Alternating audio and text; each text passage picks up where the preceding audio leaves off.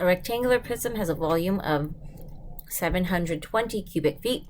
The width is 5 and the height is 16. What is the length? So they give us the volume, and we know that volume of rectangular prisms is length times width times height. And they tell us that the volume is 720 feet cubed.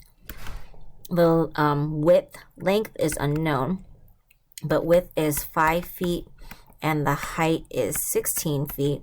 And we need to figure out what that missing length is. So I'm going to go ahead and multiply what I know. 6 times 15, or 16, sorry, by 5. 16 times 5 is going to be 80 feet squared, times the length is going to be 720 feet squared.